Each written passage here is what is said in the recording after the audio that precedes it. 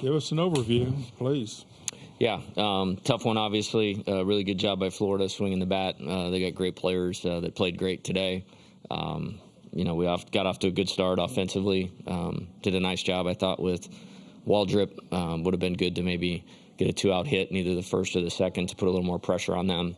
But we didn't do that. And then you have to credit them. It was just an onslaught of good at-bats and barrels, and they're a great team, and they played great today. Okay, we'll open it up for questions for the student athletes. Remember to raise your hand, and we'll get a mic to you. We'll start with Wilson here.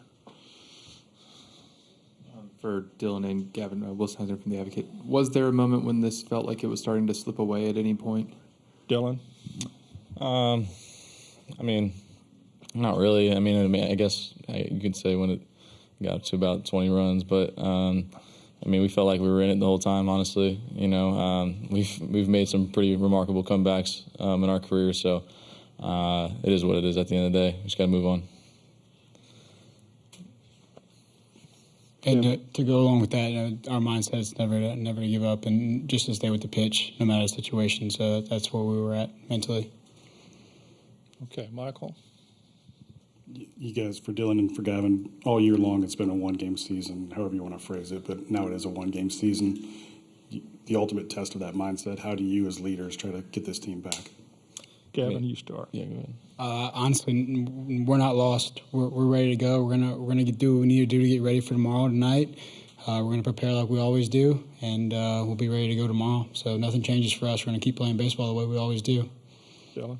Yeah, I feel like everybody in the locker room already forgot about it, really. We do a pretty good job of that, and I think we've only lost, back-to-back games twice this year. So, everybody's going to be, mentally sharp tomorrow, and, we're going to do what we got to do tonight to get our bodies right, and we'll be good for tomorrow.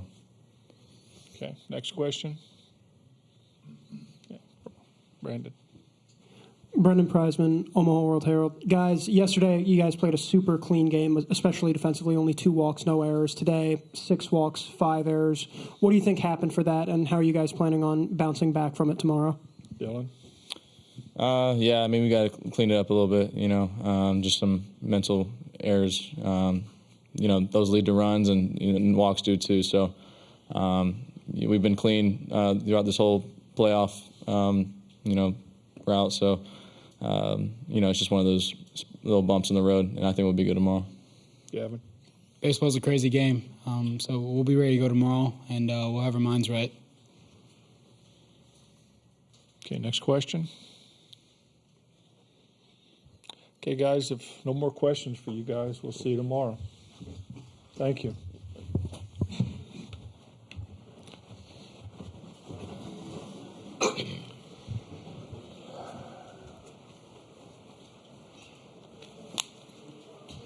Okay, I'll open it up for questions now for Jay, and we'll start with Michael.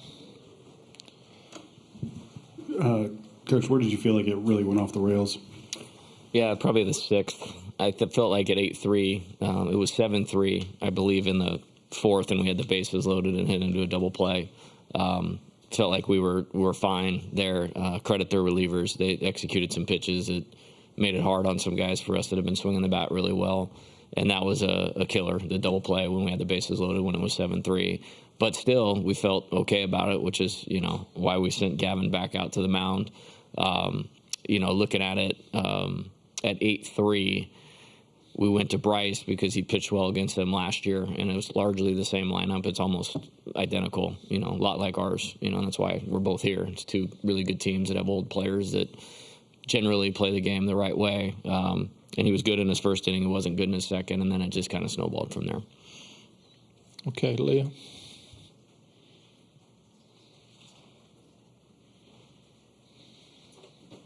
I guess the natural question is Paul Skeens available tomorrow, and who else might be available tomorrow to pitch? Yeah, as I talked about last time, we do a process to figure that out, which we'll do, and that doesn't take place until day of game. We have to do that with all of them. You're going on game 8 in 10 days. So we have to be mindful of all that, and we will be. And we'll see who's available. Okay, let's go back to Matt here. Matty Reyes, Wide Miller Review. I apologize for ignoring your warning last night and looking at it the wrong side of the fence, but this is 30 runners left on base in 2 games. I'm wondering if you're seeing a trend that concerns you in the quality of the at-bats that you're having with runners in scoring position?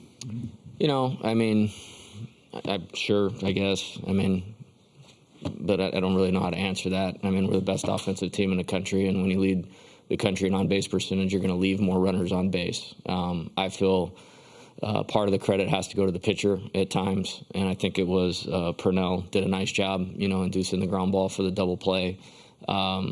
But yeah, we got our guys. We're not going to bring in a bunch of free agents for tomorrow night. It's a 27-man roster, and I'm good with that. I'm totally good with that.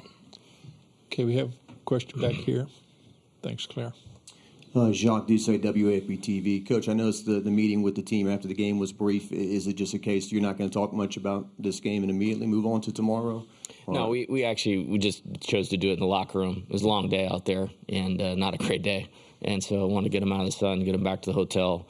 There's a real physical grind of this thing that, some of these guys are going through. And so we want to get them hydrated, rested, out of the sun, and get a full day and a half to recover. For us, playing a day game to a night game is almost the equivalent of an off day because we haven't had many of those here. And that's a good thing for our team. Okay. Wilson. Jay, Jordan Thompson had those 2 tough errors early. Do you plan to stick with him, and how do you go about coaching him through that? Yeah, he'll play tomorrow. There's no question about it. He started every game for 2 years. He's played very good shortstop this year. I think the simplicity of the first one is, on a double play ball, we call it's a sure man and then a quick man. The guy that fields the ball has to be sure he's going to catch it and then feed it to the second baseman, and then let the second baseman be the person that's quick. I think he came up too early, trying to do too much. They put some pressure on us, with first and second, nobody out. And so that's just a coaching point of securing the first out.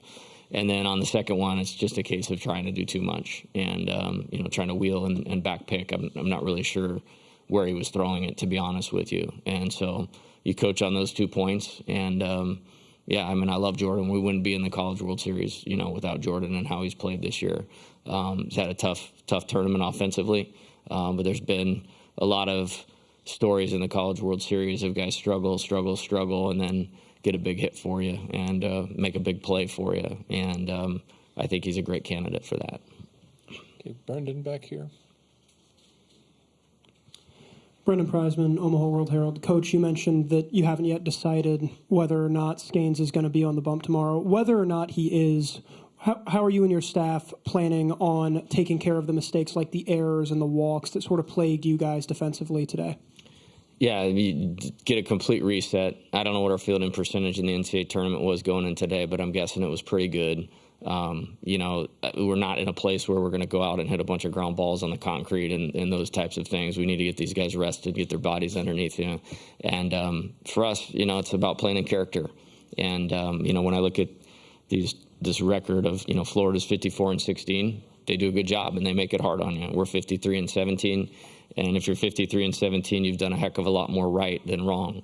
And so we're going to stick to how we prepare and roll it out tomorrow and give it everything that we have. It's one game for the national championship. I think Coach O'Sullivan probably feels great about his team, as he should with the players they have. I feel great about my team with the players that we have. I'll go to Koki here.